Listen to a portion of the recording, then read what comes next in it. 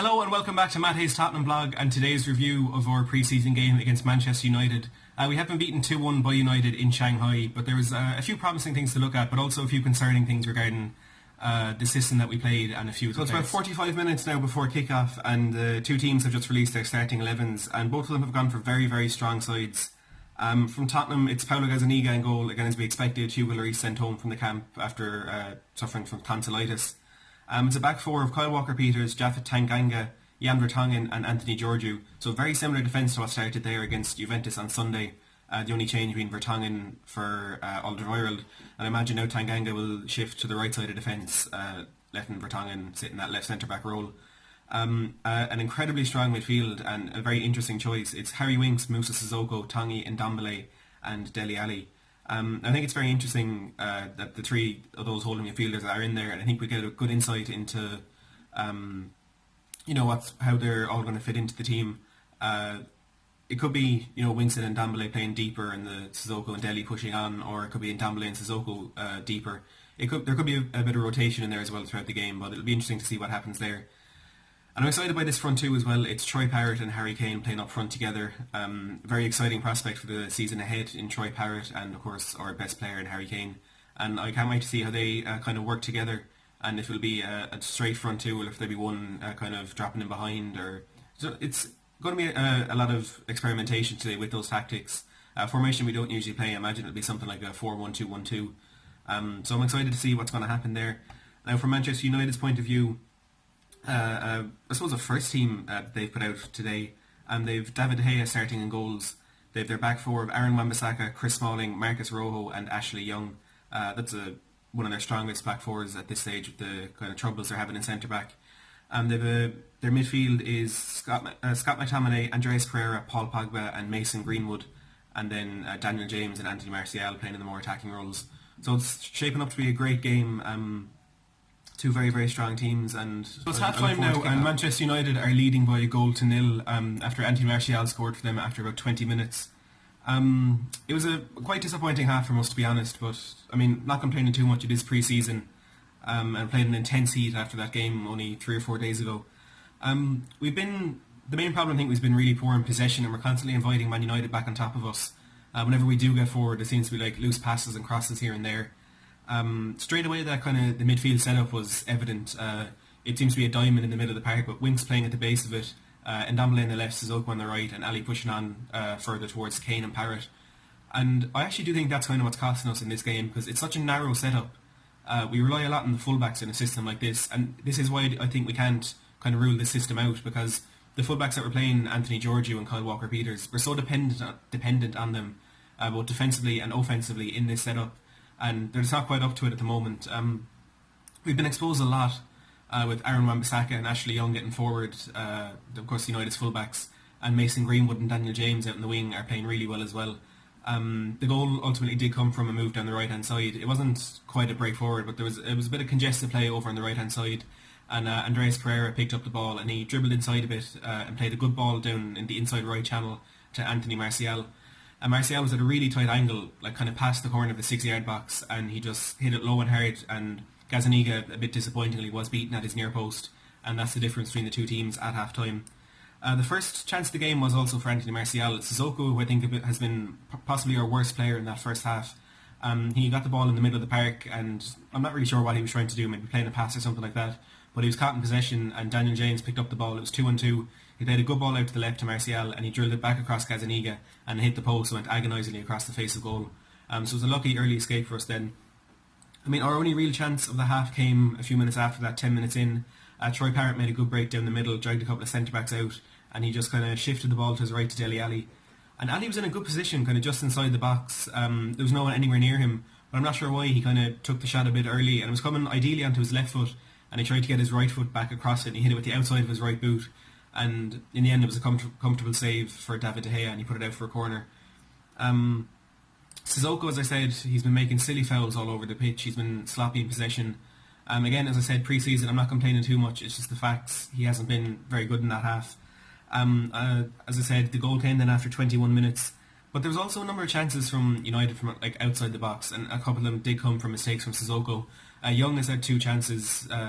One was a free kick just on the edge of the box, and another a kind of curling effort from the corner of the box. Both dealt with comfortably by Gazzaniga, but they were, for a player of his quality on his right foot, they were decent opportunities. We had, kind of, as I was saying, we're struggling to keep those attacks going where they're breaking down really easily, there's passes falling astray and stuff like that. And there was an opportunity on the half an hour mark. We had a free kick about 40 yards out. It was fairly central, but it was a good chance to get the ball into the box. Test that United backline, Smalling and Rocco playing in centre half. They're not the most reliable players. A good chance to get the ball in there and just test them and see what happens. And Harry Kane took a shot and he skied it way over the bar. And again, United can build from the back. And they spent most of the half on the front foot. Probably our best player in that first half again would have to be Troy Parrott. When he did get going, he was good in possession. He was holding it up well. He was, he was picking out passes and stuff like that. He looks really comfortable on the ball, even in those congested areas when he does need to drop up deep to pick up possession. But he struggled a lot because, as I said, with that narrow lineup we're playing and the inexperienced right back and left back who just factually just aren't our best players.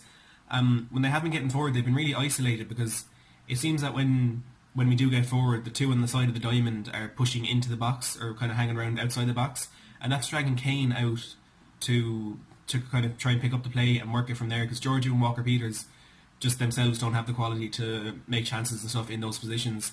And then all of a sudden Parrott is left on his own in the box, and there's players floating around and stuff, but him being the main striker in the box at that time, he's been marked out of it by the United players. We did get forward a bit more towards the end of the half, but again, we didn't threaten too much, and there was a few crosses from Ndombele, Sissoko, Walker-Peters that just completely missed everybody in the box. And I suppose we're kind of giving United the lead at the moment because we've been so poor. Defensively, we're not as solid as we were against Juventus. I mean, United are offering a lot more going forward than what Juventus did, and it's that pace of the youngsters like Daniel James and Mason Greenwood and even Anthony Martial that's causing us a lot of problems. As for the back line, I think Tanganga in possession has been solid. He's picked out a few good passes. He did get himself booked in that first half, but again, it's because United are getting through us so easily in those wide areas. There's a lot of kind of recovery challenges and places where we need to make a foul to stop them from, creating chances for themselves. So I think at the minute it is our own fault. Maybe because of the system, maybe because of the personnel that are in that system as it's being implemented. But I'm sure we'll see a number of changes in the second half and maybe a change of system, and hopefully that will help us get back into the game. Before we get into the second half, if you do want more content like this, pre-season match previews and reviews throughout the rest of the pre-season and then as the season starts, and if you want more transfer content as well, please subscribe to this channel down below and like the video. Also, I'm running a Facebook group at the moment. I'm going to leave a link in the description to that. I'm also doing a fantasy football league for the upcoming season. I'll leave the code in the description as well. It is 8MTEKC. And finally, I'm going to be doing a giveaway when I reach 1,000 subscribers. I'm currently at about 850. So I'm trying to get to 1,000 before the season starts in a couple of weeks' time. I'm going to be giving away a free home jersey for the upcoming season. So if you want to win that, just subscribe so you know when the video is out. You don't need to be subscribed to win the jersey, but if you want to know when that video is out, just hit the subscribe button. And share out my videos and my channel and stuff as well, so we try to get 1,000 subscribers. Both sides made a number of changes at the break. Tottenham brought on Eric Lamela, Heung-min Son, Juan Foyth, Toby Alderweireld, Oliver Skip and Lucas Moura to replace Winks, Parrott, Walker-Peters, Vertonghen, Ndombele and Harry Kane. United changed their full 11 at the break, so they came out in the second half with Romero in goal, Diogo Dalot, Eric Bailly, Victor Lindelof and Luke Shaw at the back. Then the midfield of Fred Matic and Mata, and then Angel Gomes, Rashford and Lingard up front. And the second half started a bit quietly, to be honest. There wasn't really much to shout about. The pace of Son and Lamela and Lucas Moura up there definitely caused a few more problems for United, but nothing significant. Son was put in on goal after about 5 minutes of the second half, but he tried to chip it over Romero when advanced, and it was a disappointing effort landing on the roof of the net, so obviously came to nothing. It was kind of hard to see what was going on in the middle of the park because of the amount of changes that were made. There wasn't really any definitive system there in the second half, which, as I said, after the first half we could have changed it a bit. There's players seemed to be all over the place. There was Lamela or Dele Alli popping up in sort of left defensive roles at some stages, and then Oliver Skip looked like he was playing in right wing.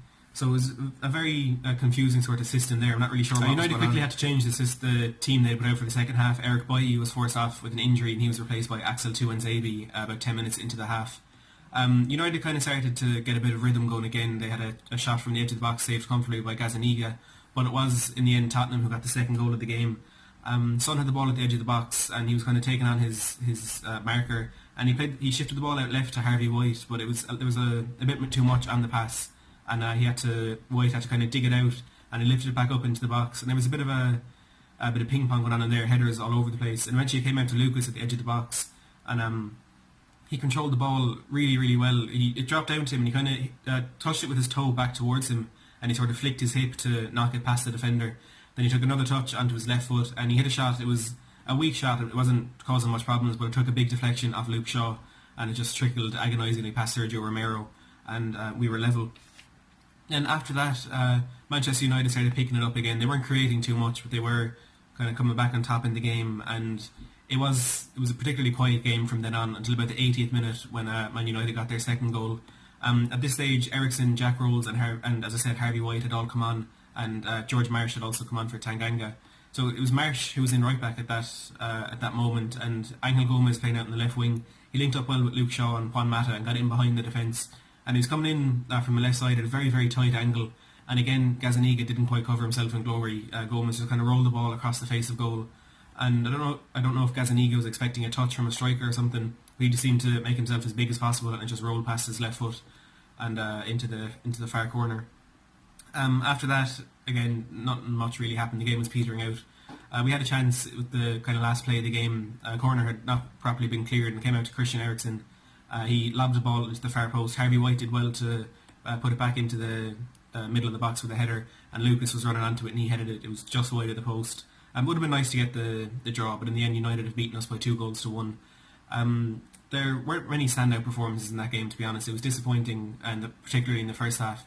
The second half, as I said, that pace up front did offer a bit more for us, but we never really got going, and the goal that we did get even then was really lucky, one of the deflection off Luke Shaw. I'd say Harvey White might be the best player that was out there today. Of course, played a big part in the goal and creating that chance for Lucas at the end.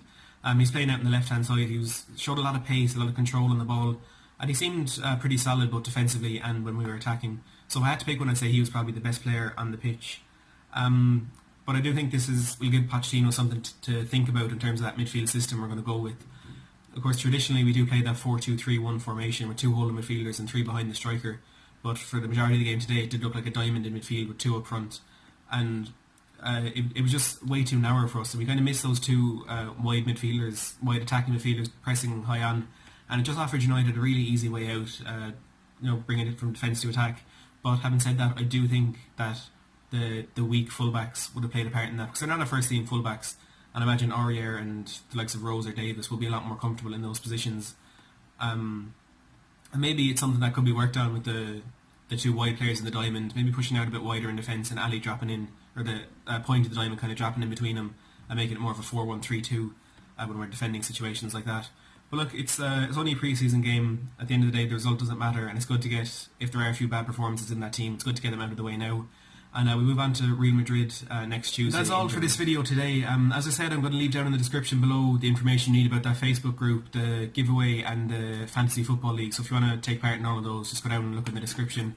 I'll be doing some more transfer videos over the next couple of days, so if you want to see those, subscribe to the channel and like this video.